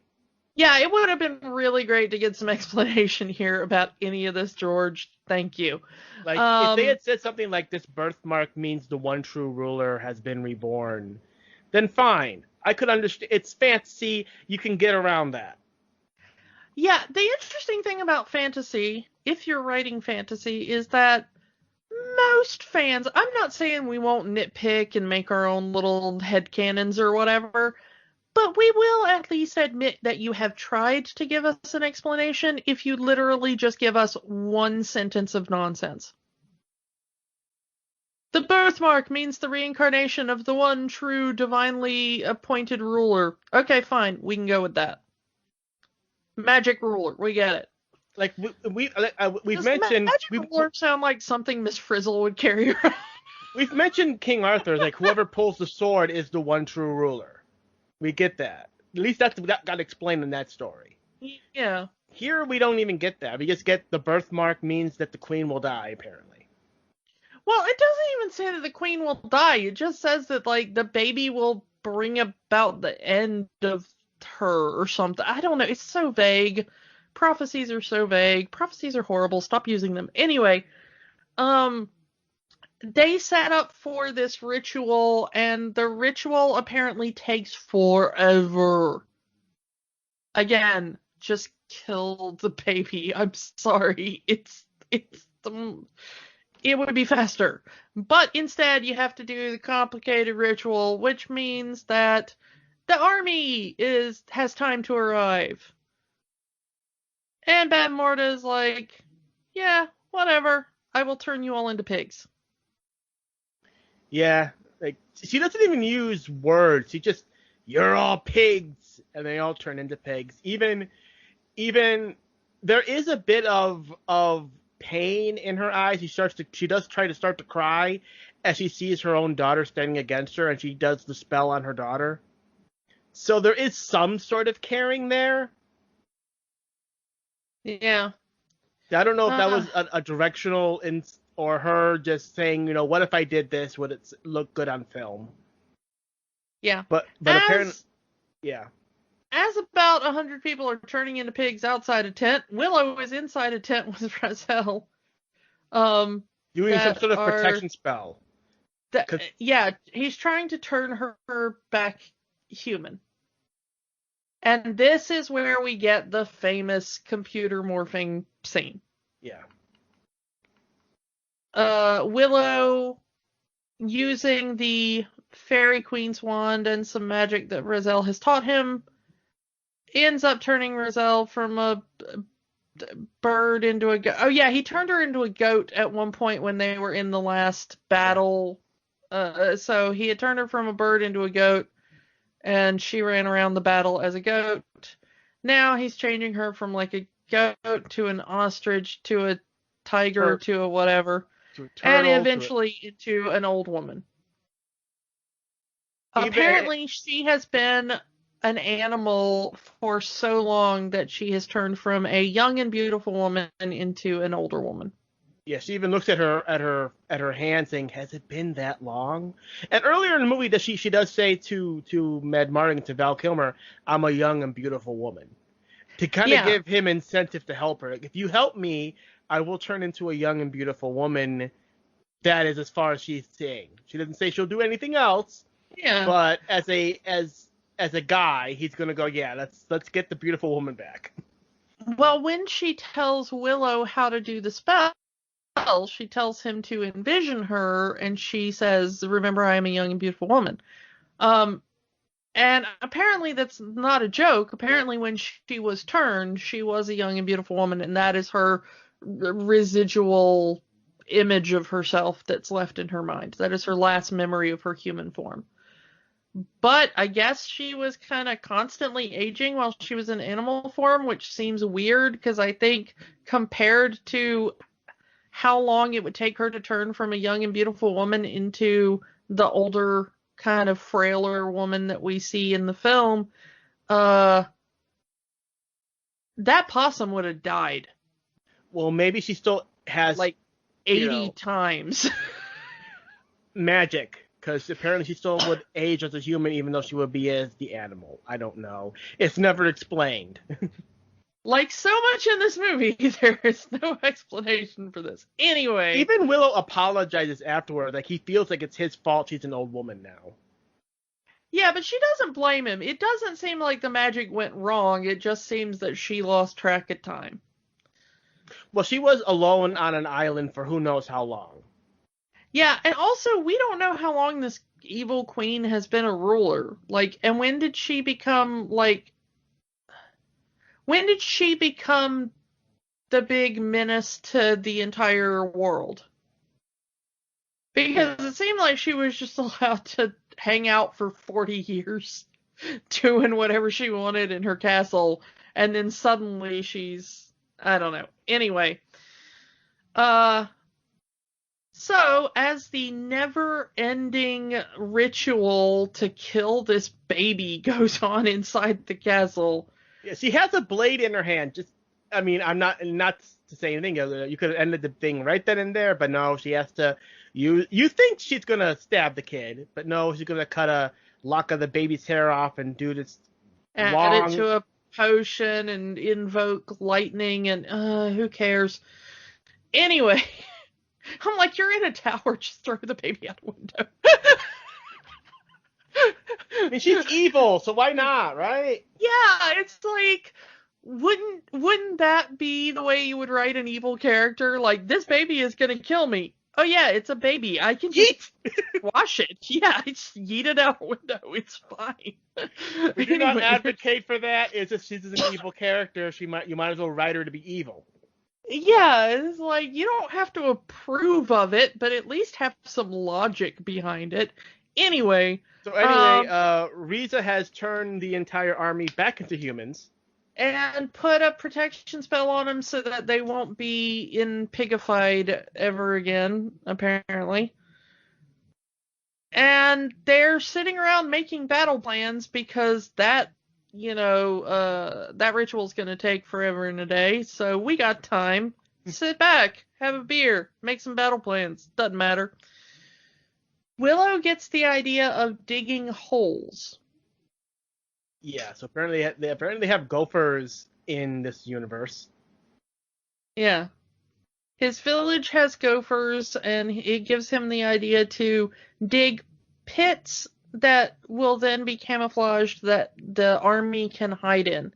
So that when... They're digging trenches. Yeah, when the sun comes up, the people on the walls, the evil soldiers... They think that, they were pigs, because they never saw them change back, apparently, because middle of the night. They were pigs, all the pigs ran away, and now the only two people left are the old woman sorceress and, the little Nelwyn dude. Yeah. And Willow says, we're really powerful magicians. We are more powerful than the evil queen. We will kill you all. Open the door and let us have the baby and we'll let you live. And instead they're like, open the door and go kill those two easily killable people. Yeah. At which point the soldiers come up out of their, camouflaged pits and completely lay waste to the evil army. Smart. Again, trenches work in military use. Yeah, Willow is a tactical genius. If Willow was evil, Willow would have thrown the baby out the window. But it gives time for Willow and Sorsha and Rozelle to make their way to the tower to confront the evil queen. Yeah. Who is still carrying on this freaking ritual. Yep. There is a battle of magic. Sorsha basically gets taken out real quick and is just kind of sitting in a corner going, Mother, no. Rozelle and and the evil queen have a battle. That's a little bit better. They're powerful sorcerers. They throw around a couple of spells. Furniture gets broken. Yeah, the beauty of having a magic battle, even seeing movies like Harry Potter, you don't necessarily need a lot of stunt work, just a lot of special effects. Yeah, just have the actors wave their hands around a little, have something in the background blow up. It's fine. Probably a lot easier than doing lightsaber battles in Star Wars. Yeah, you don't really have to train people to really do... Well, unless it's like Doctor Strange and you have to do all that complex hand choreography. Apparently Benedict Cumberbatch had to work with a choreographer to get all that nonsense down, but it looks awesome on camera. Point a stick, wave it around, and there's your magic. Yeah, Willow is the very much like, you're a little kid with a stick, wave it around and pretend things are happening. Which is my favorite sort of acting. Mm-hmm. But Rozelle ends up getting, something falls on her and she gets knocked out or whatever. But she still has the upper hand, even though she's been knocked down. Yeah. But Willow gets the wand, they fight for a little bit, and then the wand is knocked away, so Willow goes, hey, I've got an acorn. I will turn you to stone. And he throws it at the evil queen, who catches it, and her hand starts to turn to stone, and you're like, go, Willow, you did the thing! That paid off! And then her hand just turns back flesh, and she laughs. Again, no payoff for the acorn that they built up to us in this entire movie. They had two chances to pay off the acorn. One was with the two-headed dragon, and the other was with the evil queen. Yeah. And Willow is able Yeah, Willow is able to get the baby off of the altar. And Although I do love that at this point in the movie, Willow finally finds his confidence. Like, I am a great sorcerer. I'm the greatest sorcerer in the world. And he throws the acorn. Like, nice delivery, nice confidence in your line. It's too bad it turned out to be a wet fart. yeah, it's like, sorry that the plot was against you there, buddy, but you did good. But he is able to get the child off the altar, which pauses the ritual. Mm-hmm. That has been going on now for over 12 hours because it has gone from dusk to dawn at this point in the movie. And is able to kind of like cower behind some whatever. But the evil queen says, "Give me the baby. I want the baby, and I will let you, live. Just hand me the baby and walk away." And Willow says, "No, I will send the baby to a land where no evil can ever touch it." And teleports the baby away. And the blanket falls down, and the queen goes, "No!"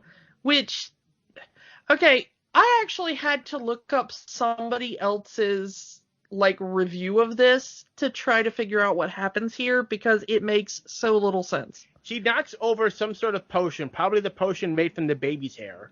Yeah, it's like blood and baby hair potion. And we then, see her making it at the start of the ritual. So yeah, and then because she knocks it over, lightning strikes her, and then she turns into red smoke and screams and is gone. So the person to defeat the evil queen was the evil queen. Yeah.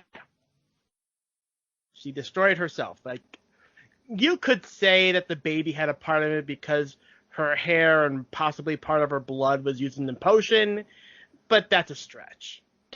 Or if you want to stretch it even further, you could say that the evil queen wouldn't have done the spell that ended her life if the baby hadn't existed and she hadn't thought the baby was going to do her some harm. But at that point, it's so circular. Who cares?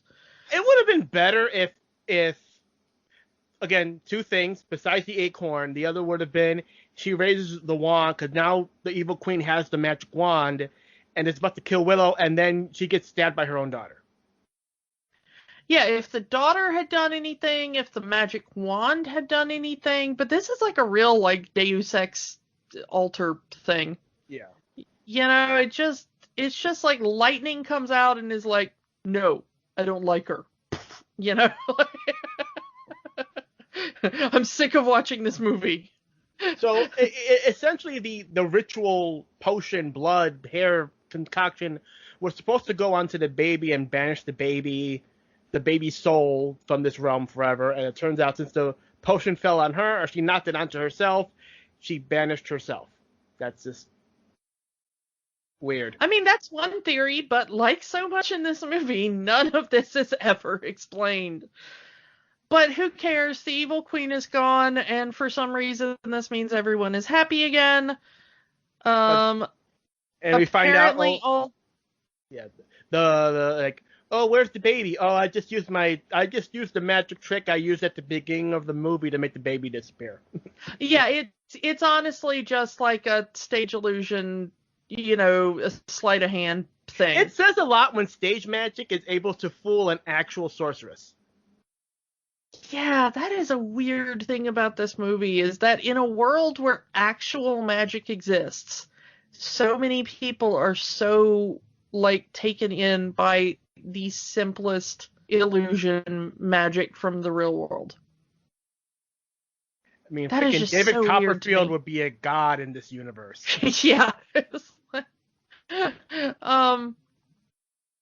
Yeah, I don't know. It's just, I wanna see a movie about Teller, the silent god of magic. Yes, let's do that. He is small and never speaks, but boy is he amazing. The chatty one, we don't worship him though. He's very annoying. It'd be Teller and Penn, and that'd be the awesome movie.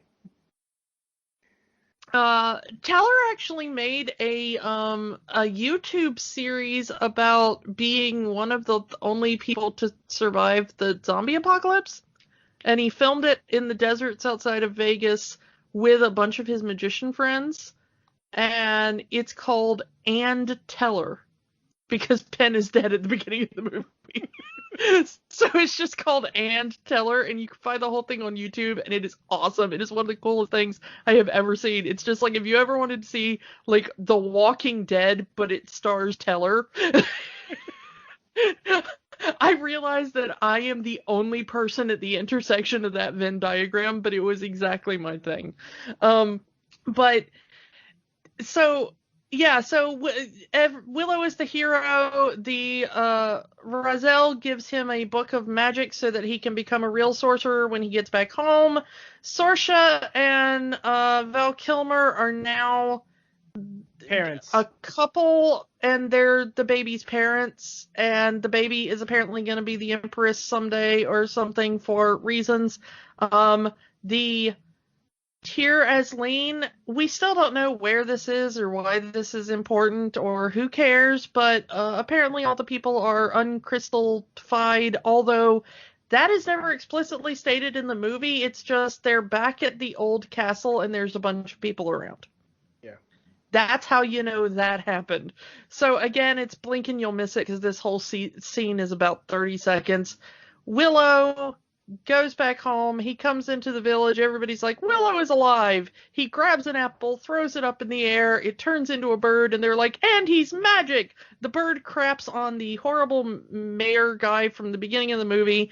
The movie ends with a poop joke, which is about the best metaphor for this movie that I can think of. You do get the reunion between Willow and his wife, though. Well, yeah, him and his wife hug and kiss. Like, yay. We kind of did skip over something. Wait, now that I see this, we kind of skipped over something. Is that Willow gets a lock of his wife's hair as a good luck charm, and that never pays off. Well, he looks at it at one point longingly, and Razel is like, "Oh, your wife." That's about the payoff. They could have pulled a Harry Potter and saying love was the strongest magic of all. Yeah, I mean, his wife is kind of, madam not appearing in 90% of this movie. It's just a reason for him to go back home instead of staying with Val Kilmer and being like the court sorcerer for the future baby empress. I would say Orko, but He-Man would have come out the next year. Yeah. I almost made a Skeletor joke, but honestly, she's more like if Rita Repulsa had a bad day. Like, it's really like if Rita Repulsa was like really uninteresting and understated, that's kind of what this evil queen is. Yeah, I can see it. So yeah, Willow's home, poop joke, end of movie. Yeah. That's Willow. Yeah, that's Willow. And that certainly was a movie we watched. Yeah, I remember this movie being better when I was a kid. I do too. I asked my father about it, and apparently he does not remember this movie being better when I was a kid. Yeah. I guess he had to be the right age for this movie. And apparently the right age is young enough to laugh at a jerk getting pooped on by a bird. Yeah. If that final joke makes you go, you're apparently the correct age for this movie. And, I mean, I can understand why this movie has, like, a cult following. I can understand why people would love this movie. And the special effects are okay. The computer special effects, the stuff they invented specifically for the movie is okay. Everything else is, like, really, really poorly done. Even for this time. So, yeah, I think this would have to go into this is nostalgia versus this is still a good movie. This movie is not horrible.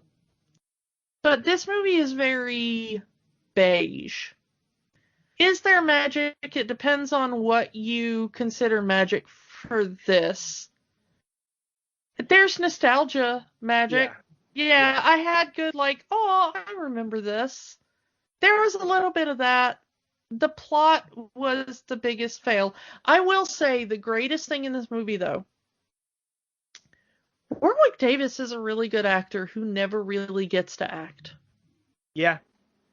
Warwick Davis is one of those character actors that by default of the height he was born, okay, by default of medical condition, he has been relegated to put on this costume, put on this makeup, and dance, kind of thing. But this movie, he's actually acting. There's character growth. Whenever Willow is on screen, you are very engaged in him as a character. The rest of the plot doesn't make sense. I'm going to be honest. Val Kilmer is a plank of good-looking wood in this. With a bad wig. He is so boring. Val Kilmer is a good actor. I've liked him in many a movie. This was not one of them. Everybody else in the movie seemed to be phoning it in, but Warwick Davis, who was still really young at this point, I think he was like 19 or whatever, he was so happy to be given a part where you could see his face and know his name, and he got character development and more than just a cameo on screen, actual dialogue to speak.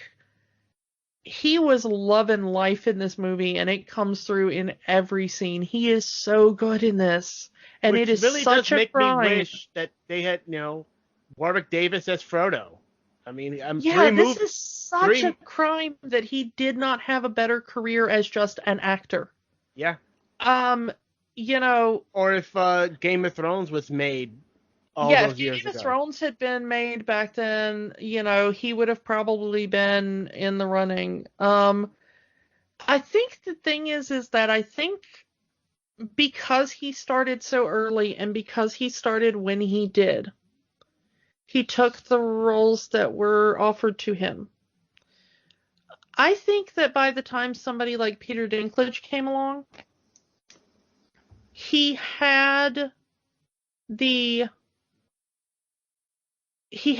benefit of people like Billy Barty and people like Warwick Davis who had been pioneering things in the industry. One walked so the other could run. Yeah, and I think that Peter Dinklage did a good thing where he was kind of like, no, I'm gonna play humans. I might play humans of less than average height, because, let's face it, Yeah. But he always plays, like, humans. He just plays people. Yeah, he would not have been able to play Trask in X-Men if it wasn't for really Warwick Davis as Willow. Yeah, I wish, and honestly, as Warwick Davis has gotten older, there have been more of those roles. Like I said, there's that Life is Short, which is all about just him being a working actor and trying to get roles on his own merit. And it's a really good kind of incisive look at Hollywood from a slightly different perspective. It also has, if you're like a big Star Wars and sci-fi fan, it has cameos from like so many people. But I really did feel kind of the loss of, like, I'm not saying he hasn't had a good career, because any actor should want to work as much as Warwick Davis does, but I think he is kind of a thankless actor in a lot of ways. Mm-hmm. And I'm really glad Willow exists so that he got at least one film to truly shine. To truly show you that he's an actor who just happens to be short instead of a gimmick. Yeah. Which I love. He deserved better. He's still around. He's still alive. He's still like you said. He's working with other actors, little people and large people, who just trying to get acting credits on their own merit, as opposed to, like I said, as opposed to being a gimmick. And if he didn't have that career, he wouldn't do that as being an agent right now. Yeah. And you know what? As with any other group that does not really get as many opportunities in the entertainment industry, you know, it doesn't matter what you look like if you're a voice actor. And honestly, even if you're talking about live action roles, little people exist. Just like black people exist, just like gay people exist, just like it doesn't have to be a gimmick, you know? I mean, while something like Tyrion Lannister, yes, him being a dwarf, you know, his having dwarfism in the book is a major part of his character, and it was a bit in the series, you know. It informs his character, but it's not the entirety of his character. You know? There are so many other adjectives you would use with that character, and it also feels like, you know, well, he is a nobleman and he has dwarfism, but he's also one of the smartest people you will ever meet. He's extremely well read. He's extremely good with the ladies. He's, you know, there's all these other things you can talk about. And with Willow, I guess because in the movie they set it up as like, no, he's not an abnormal human. He's normal for his people. I think maybe audiences at the time were able to just kind of be like, you know, I will take this character on his own merit rather than being like, oh, isn't he good for a little person? You know, like, oh, I don't know. It really annoys me because I'm thinking, like, how much talent is there out there that has never gotten a chance because they don't look as pretty as Val Kilmer, or they're the wrong shade of melanin, or they're too tall, or they're too short, or they're too fat, or too whatever. Yeah. And I'm thinking, like, there's so much talent out there, and you're getting rid of 99% of it to keep this, like, narrow worldview of what you think is normal and correct, and I'm so sick of it. I want to see, like, variety, just out of, like, interest, if nothing else. Yeah. And I think that's... It's what I say about the Chris's in Marvel. It's like, oh, look, another guy that looks like a Chris. Well, we've been on this thing for about 2 hours now. Sorry. I think it's time to wrap it up here. So, general idea is nostalgia, but it doesn't really have enough magic to kind of be on its own. Put it on in the background. Don't think too much about the plot. Talk about how awesome Warwick Davis is. There you go. Let's move on to what we're doing next week. And there's a certain holiday in September that you and I are very good advocates for, but why only celebrate for one day? That holiday would be International Talk Like a Pirate Day. And why only celebrate pirates one day a year? Why not talk about it for the entire month? So we'll be doing Pirate Month for the entire month of September. And we're going to start with, some would say, an underrated movie. In this, we are talking about Treasure Planet. And I'm going to be honest, I've never seen the entire movie. I have. I'm looking forward to watching it again to see if it holds up the way I hope it will. I remember liking the movie very much. We will see if I do on a rewatch. So yes, everyone, come back for Pirate Month as we're talking about Treasure Planet. And until then, we will talk to you all then. Bye. Bye. Thank you for listening to Rewatching the Magic. We invite you to keep the magic going by joining the conversation online. Find us on Facebook at Rewatching the Magic, on Twitter at Rewatch the Magic, And of course, find all new episodes at rewatchingthemagic.podbean.com. Until next time, remember, the magic is for everyone. It only stops if you let it.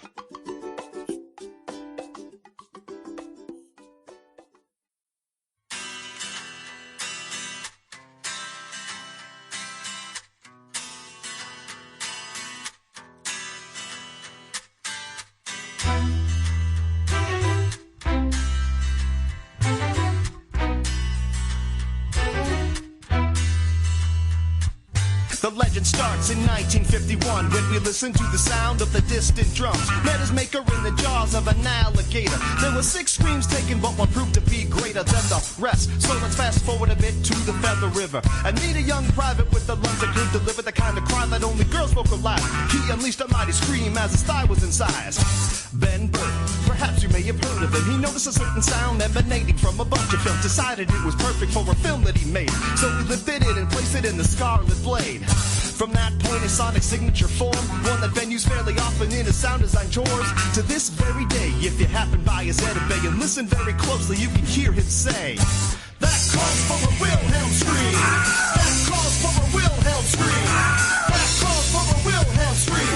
Scream a little louder, gotta make a big scene. That calls for a Wilhelm scream.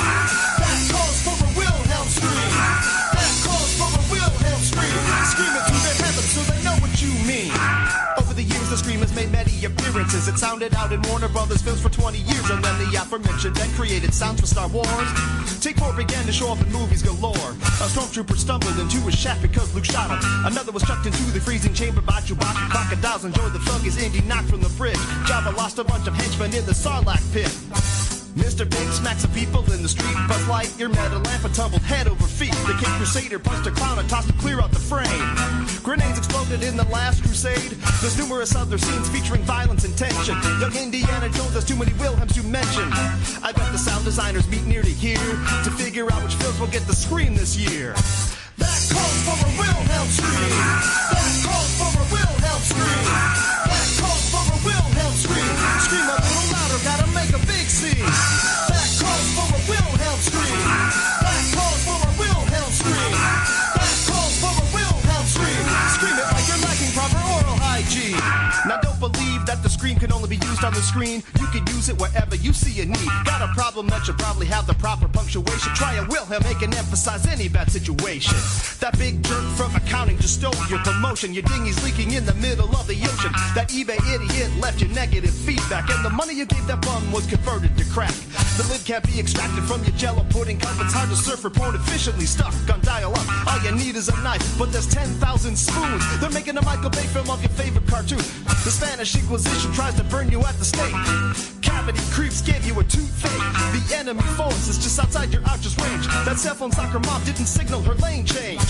Gotta pee, but the urinal's unflushed. You find yourself on outer space lacking the right stuff. Frequent visits to the store net you nary a chase figure. You didn't remember the team of the hero's finale, now did ya? Invaders from space leveled all the major cities. There's no more freaking milk for your bowl of Cocoa Krispies. Whenever it seems you've been given a raw deal, it's time to scream it like you mean it. Let them know how you feel. That calls for a Wilhelm scream. That calls for a Wilhelm scream. That calls for a Wilhelm scream. Scream a little louder, gotta make a big scene. That calls for a Wilhelm scream. That calls for a Wilhelm scream. That calls for a Wilhelm scream. Scream it like the doctors finally found a vaccine. That calls for a Wilhelm scream. That calls for a Wilhelm scream. That calls for a Wilhelm scream. Scream a little louder, gotta make a big scene. That calls for a Wilhelm scream. That calls for a Wilhelm scream. That calls for a Wilhelm scream. Scream it like you found out she was only 16.